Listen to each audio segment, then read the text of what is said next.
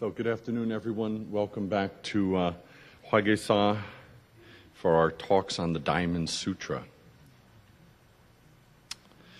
As I've said several times, these talks are not intended to be a scholarly type of talk. It's not an intellectual matter, the Diamond Sutra. You can treat it intellectually. You can treat anything intellectually. You can treat the newspaper intellectually. But basically, this should be treated as not some vast intellectual experience that you have to kind of conceptually or mentally understand. Rather, just get a sense of what it's pointing to. Get some sense of where it's pointing, and then go there.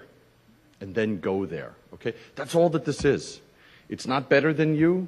It's not more intelligent or holier than you or deeper than you. It's only pointing to you. It's only pointing to you right here. So it's just like a sign if you want to drive from Seoul to Busan, or Seoul to, maybe Busan is easy to get to. Maybe you want to go to Mokpo or something like that. Then you get on the highway. Then you follow this sign, and then it says you get on the Gyeongbu Gosokdoro, the highway. Then you follow the sign, and you take it down to Daejeon. You take the expressway down to Daejeon.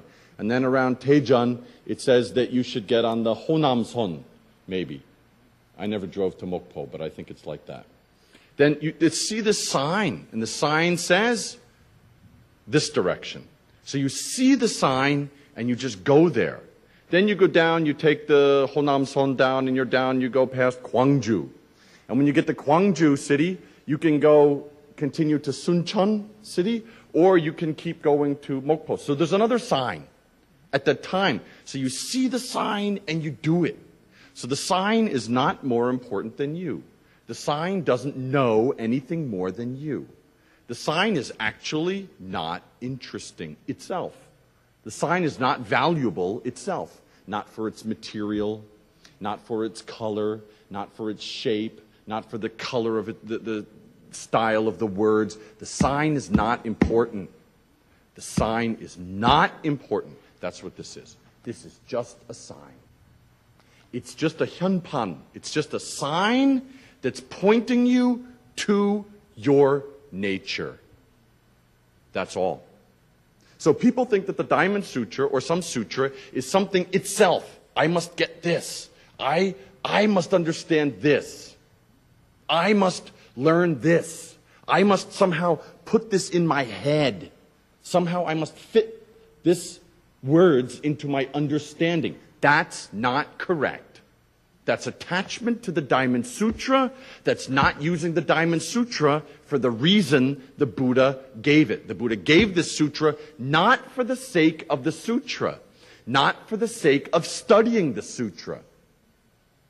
So these talks are all oriented for that. We are looking at the Diamond Sutra to introduce you to what it's pointing to. But the sutra itself is not important. My words themselves are not important. They're not interesting. They have no value. What they're pointing to. So again, it's just like this. Oh, where is the painting of Seung Sahn Kunsnim in this room? See, some heads turned. Some of your heads turned. So when your finger goes like this, then people look at the finger and they go, if they use this finger correctly, heads turn and see the picture. But everyone attaches to the Diamond Sutra. This Diamond Sutra is also a pointer. It's pointing, but it's not pointing at Seung Sahn Kunsnim's picture. It's not pointing at it. It's pointing at my nature. That's all. So don't attach to the pointer.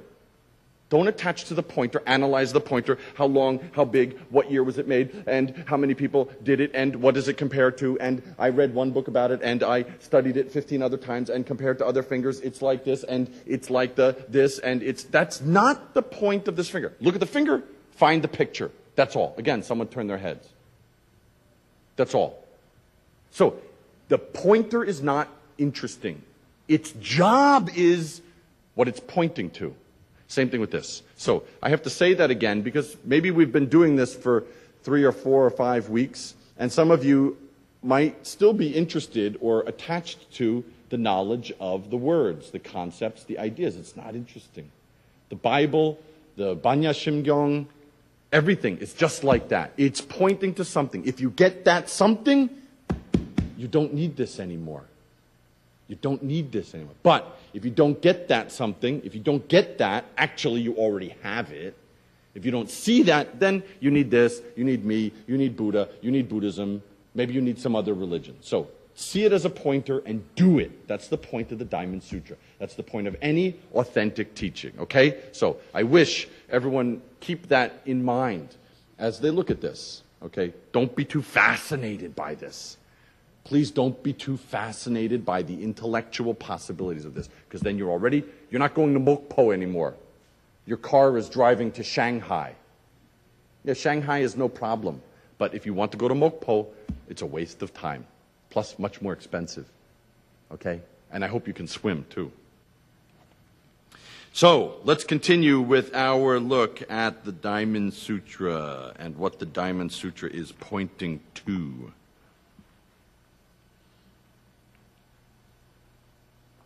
We went up to chapter 23 and 24 last time, and we talked about, let's look at 24 again. Subhuti, if there be one who gives away in gifts of alms, in gifts of donations, a mass of the 7 treasures, equal in extent to as many mighty Mount Sumerus as there would be in 3,000 galaxies of worlds, and if there be another who selects even only 4 lines, if you select even just 4 lines from this discourse upon the perfection of transcendental wisdom, receiving and retaining them, and clearly expounding them to others, the merit of the latter will be so far greater than that of the former, that no inconceivable comparison can be made between them. So, this just means the Diamond Sutra talk about emptiness, emptiness, emptiness, emptiness, everything is empty. Self is empty, motive is empty, intent is empty, charity is empty, enlightenment is empty, sentient beings are empty, Buddha is empty. Everything is fundamentally pure emptiness. Fundamentally pure emptiness. Okay? That means everything is completely no hindrance. Everything completely is no hindrance. Yeah, in many other traditions, there's something that's here and something that's here. You must try to go to this and try not to go to this. Something is holy, something is unholy. Something is good, something is evil. Can't get out. So you see, that kind of a tradition cannot escape. It's hindered by its own view. It is hindered because of its own view. Its view is hindrance. But this is a teaching of emptiness, the interpenetration of all phenomenon, the interpenetration of all substance. Your substance, my substance, her substance, his substance, a dog substance, a fly substance, that sound substance, plant substance, water substance, universe substance, God substance, Buddha substance. All substance, it's the same substance. So, everything is no hindrance. Only when you give rise to thinking, tunk, hindrance appears. You make 2. Me, my thought. Me, my thought. My good thought, my bad thought, my angry thought, my I thought, my you thought. When you make 2, you always make a problem. So this is 불이 사상. Not 2. Everything returns to the same substance. So, when he says there's a great merit in making huge donation, we talked last week about maybe someone like Bill Gates or somebody making a big donation. Wow, that's wonderful. That's great. This week, one of you will make great donation in the donation box over here. That's wonderful. I wonder who that will be. That's great merit. Fantastic merit. And I hope you earn that merit. However, Making that merit, you know that true merit is, really high-class merit is also, together with that, retaining even only 4 lines from this sutra. That doesn't mean memorizing 4 lines. It doesn't mean retaining, keeping 4 lines. It just means have insight into what this is pointing to. Get it. If you get the point, if you realize somewhat what this sutra is saying, that's very high merit. Why? Because this sutra is talking about you. So when you get that, you get yourself. There's no higher merit. Okay? So that's a very important point. Let's turn to chapter 25. The illusion of ego. This is a great, great, great chapter. The illusion of ego. The illusion of ego. Subhuti, what do you think? Let no one say that Tathagata cherishes the idea, I must liberate all living beings. Allow no such thought, Subhuti. Wherefore? Because in reality, there are no living beings to be liberated by the Tathagata. If there were living beings for the Tathagata to liberate, he would partake in the idea of selfhood, personality, ego entity, and separate individuality. Subhuti, though common people accept ego as real, the Tathagata declares that ego is not different from non-ego. Ego is not different from non-ego. Subhuti, those whom the Tathagata referred to as common people are not really common people. It's just a name, such as merely a name. So let's look at that. Everybody thinks their ego is real. Everybody thinks their I is real. Their Korean I, their Korean I, their American I, their Japanese I, their Chinese I. Now Chinese I becoming a little stronger. Their Muslim I, their Buddhist I, their Christian I, their female I, their male I, their conservative I, their liberal I.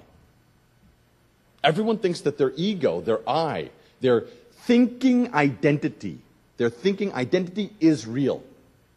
No, I don't like that person because every time I meet that person, well, they're not nice to me, so I really don't like them, and it really...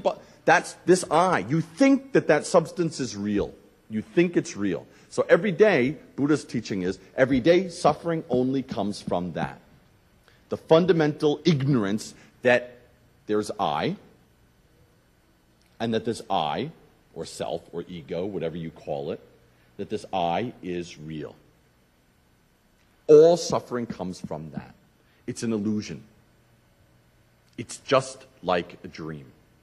When you have the dream, you think the dream is real.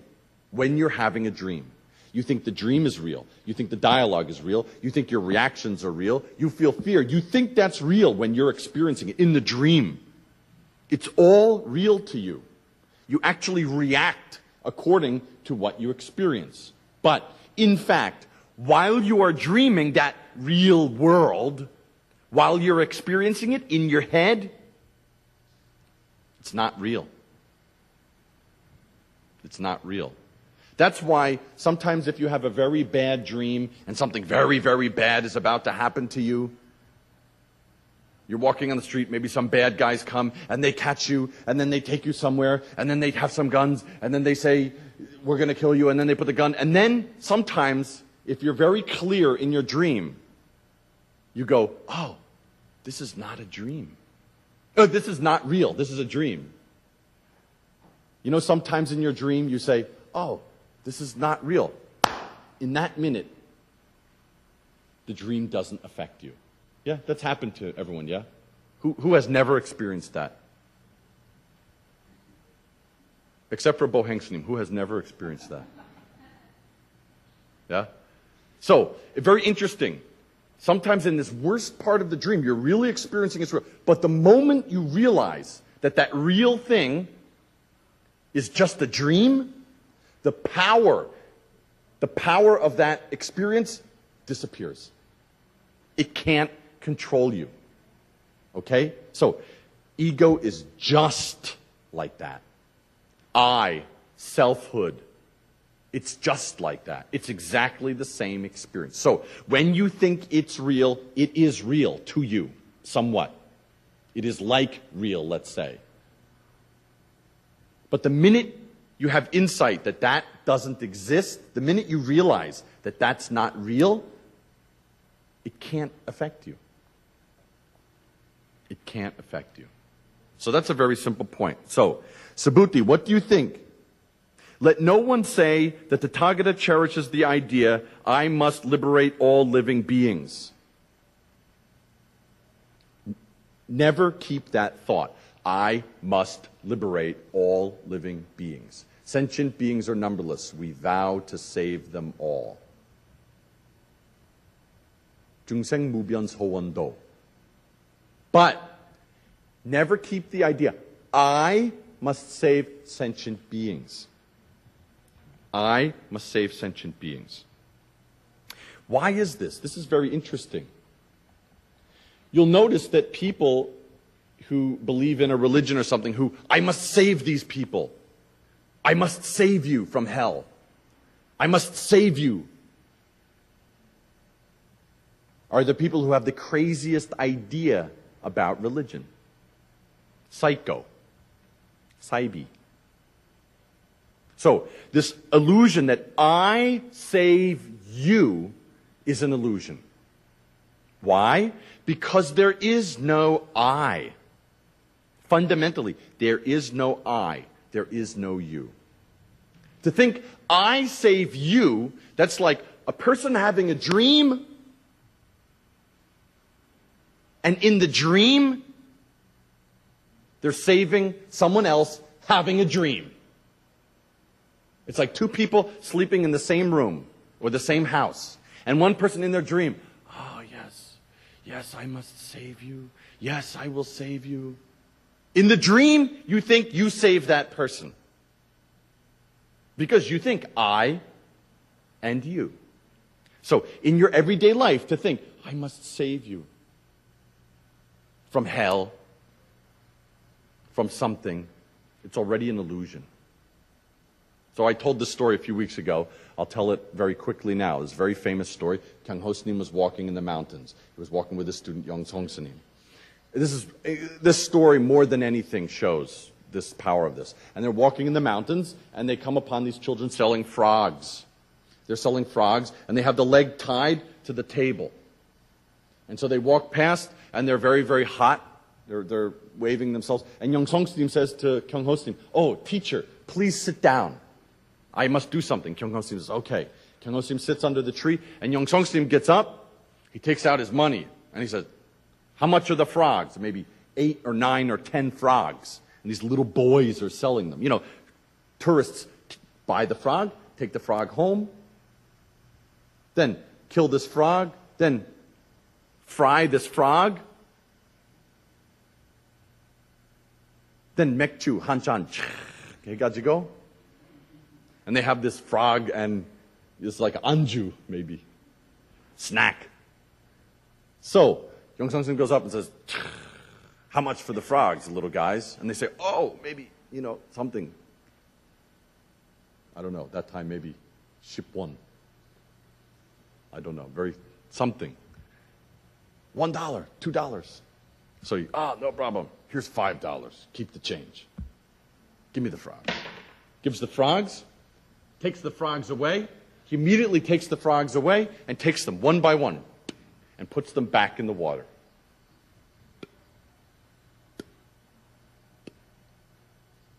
And these frogs are very happy. Swimming. 영성스님 감사합니다. 성불하십시오.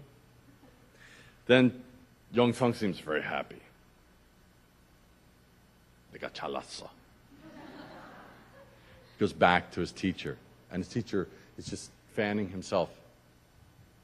His teacher saw everything, but just fanning himself. And Yongsan says, oh, okay, Kunsanim, we can go. And Kunsanim says, oh, what did you do? Oh, I just bought these frogs. I saved these frogs. They were going to be sold and eaten, but I saved these frogs. And Kyungho says, oh, that's very good. When you die, you will go to hell.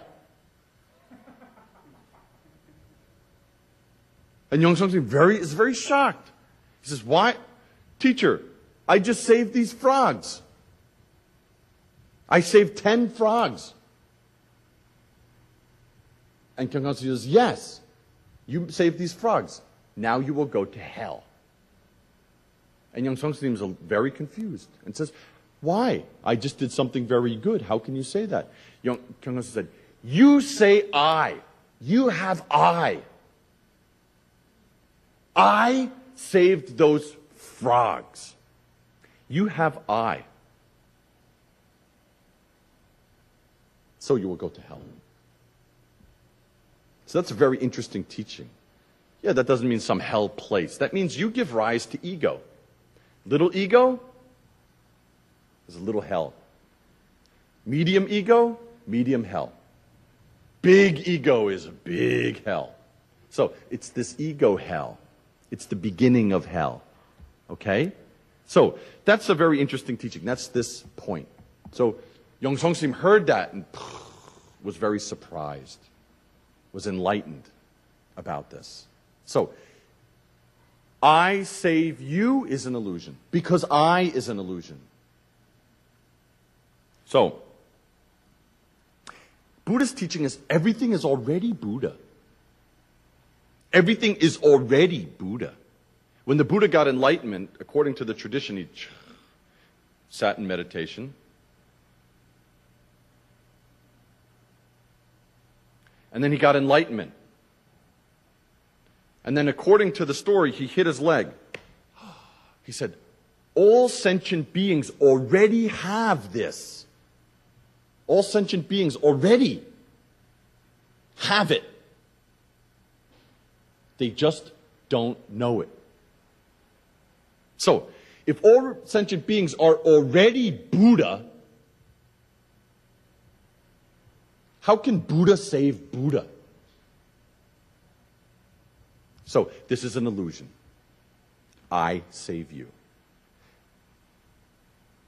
Sentient beings save themselves. So, if Buddhas only save sentient beings, or Bodhisattvas only save sentient beings, then sentient beings don't practice, only wait.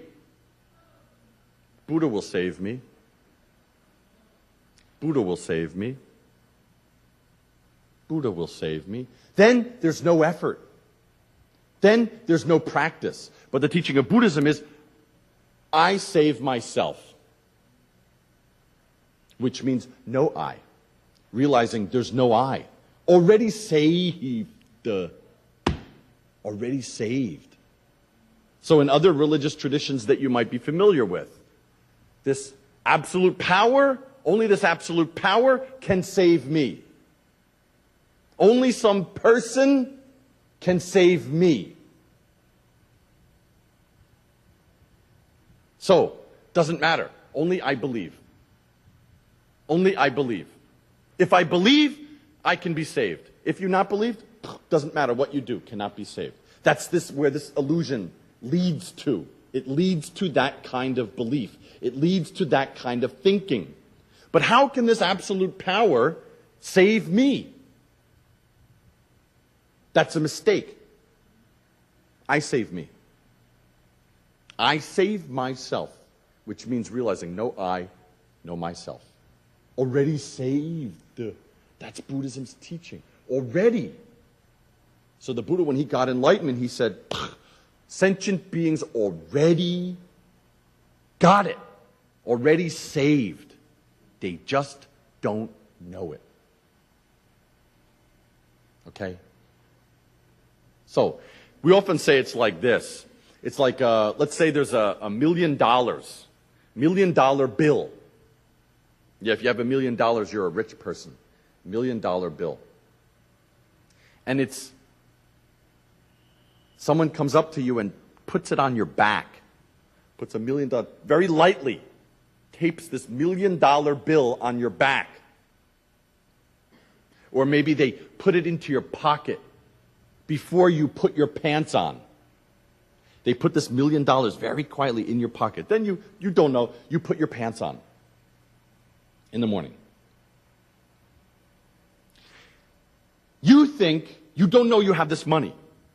Let's say you don't know you have this $1 million in your pocket or stuck to your back. You don't know it. Okay? So you think, next month's rent, my car insurance, my taxes, how can I pay? I have to work hard. I have to save money. But you have $1 million. The whole time, you have $1 million. But you don't know it. You don't know it's already there. It's already sitting right there.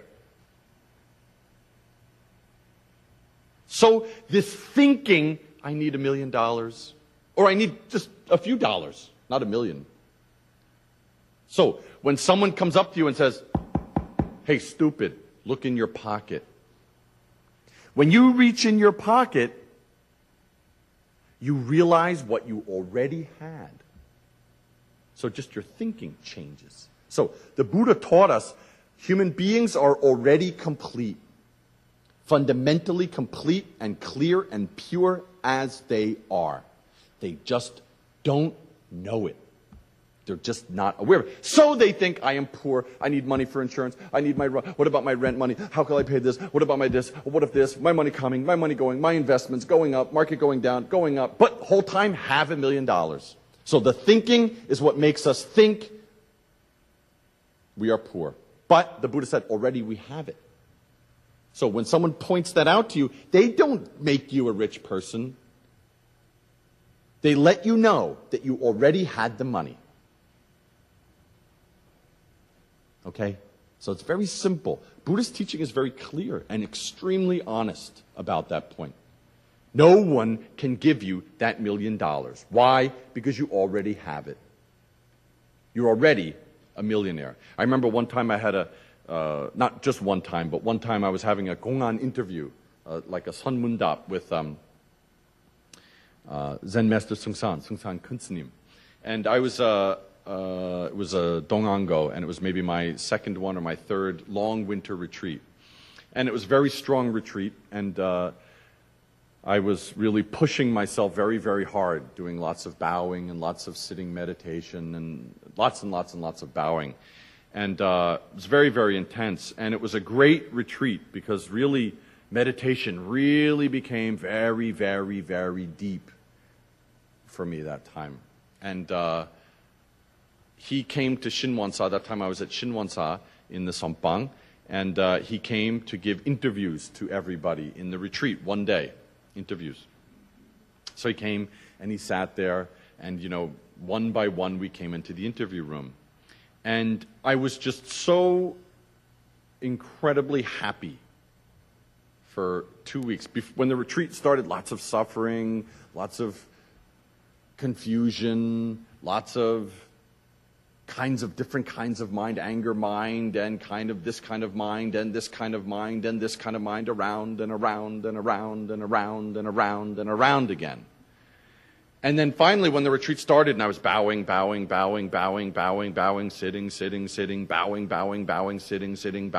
chanting, bowing.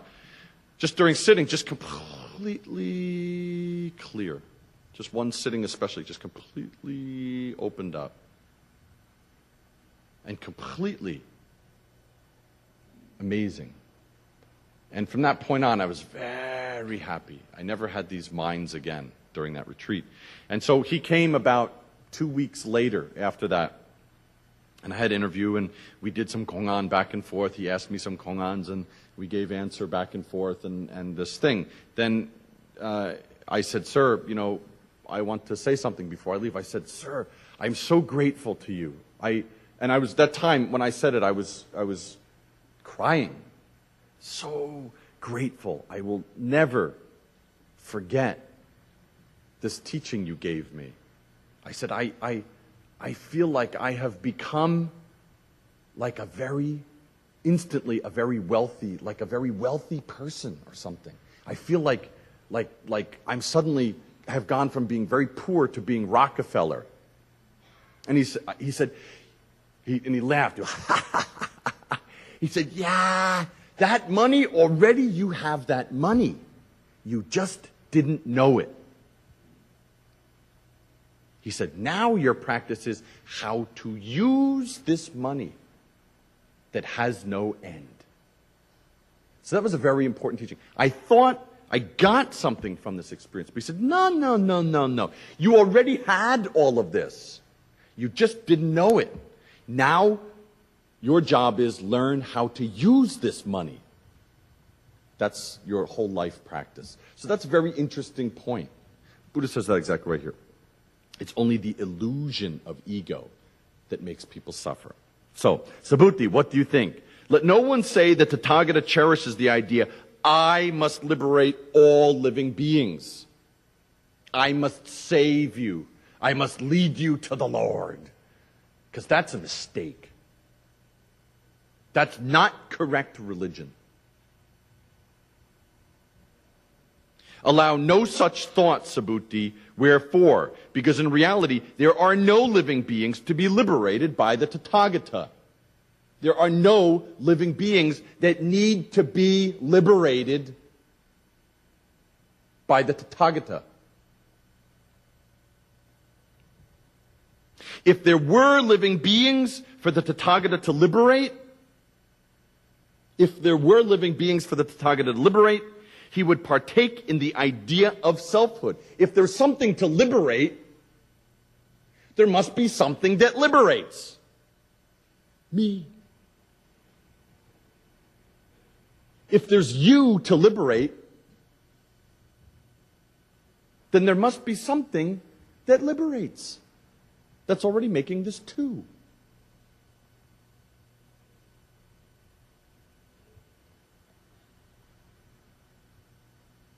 If there were living beings for the Tathagata to liberate, he would partake in the idea of selfhood, personality, ego entity, and separate individuality. Subhuti. Though common people accept ego as real, as being something real, though usual people, non-practicing people, ordinary folk in the world think of ego as identity, of self as real. They think it's a real thing, something you fix. People think that ego is something you fix, something you make better, something you improve, something you change. People think ego or I or self is something that you fix. That's a mistake. You can't fix something that doesn't exist. It's like fixing space. It's like fixing space. You can't fix it. It's like a bad smell appearing in space. You can't fix the space. Space is never broken. I like one time I asked, this is related to this, one time we were having a morning, Kunsanim used to always come up to the Sompang here at Hwa Gye Sah every single morning and meet with us and do a small Dharma talk, and then he would ask questions. And one time I asked him, sir, you know, in America, many people go to a psychiatrist to fix their mind. But in Korea, not so many. This was 8 years ago, okay? So now it's changed a little bit now. But I said, many people in Korea don't go to a psychiatrist or to therapist to fix their ego. Why? And he said, oh, very simple. He said, Korean people not so much have psychological problems because when they're young, when they start to have strange thinking, their parents say, don't think like that. Don't think like that. Just don't think like that. Then he says, then this problem doesn't appear. And now it's a little bit different. But this old style Korean teaching Someone starts to have crazy sort of weird things. Parent says, just don't think like that. Just don't think like that. Then, boom, already gone. So, yeah, some things are very difficult not think like that. Maybe you received some abuse. Maybe you saw someone get killed. Maybe you, of course, it's not that simple. But you can see from that there's a point there. This is created by thinking. It's not real, fundamentally. So it's not something you fix. Like I said, there's this famous book in America. You can look it up probably on google.com if it's still out there. It's called, we have had 100 years of psychotherapy.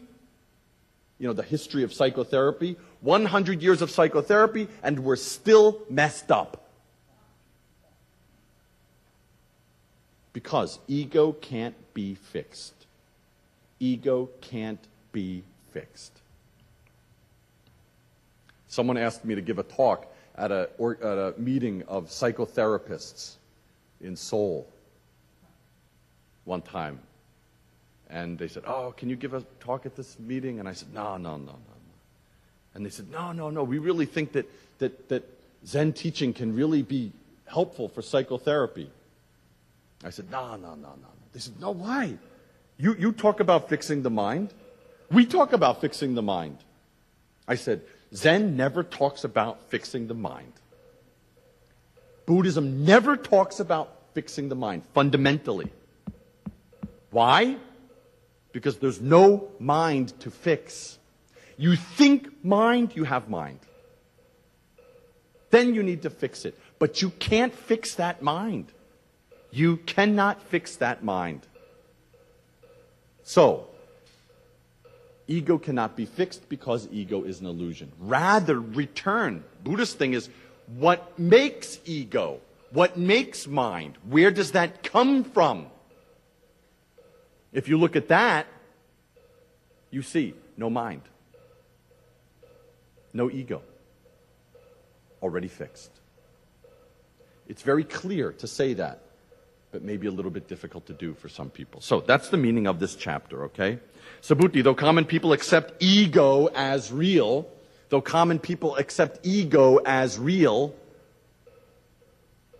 Tathagata declares that ego is not different from non-ego. Subhuti, those whom the Tathagata referred to as common people, regular people, are not really regular people. It's just a name anyway. So he's saying, society's idea of ego is a mistake. As much as you say that there's ego, a separated ego, it's an illusion. It's the same as no ego. It's just an empty illusion. That's all. So don't attach to ego. Don't make ego. Don't try to fix ego. Rather, return to what is making ego? What does ego come from? What am I? Already ego stopped. Because ego is just created by thinking. It's like the shadow of a hand.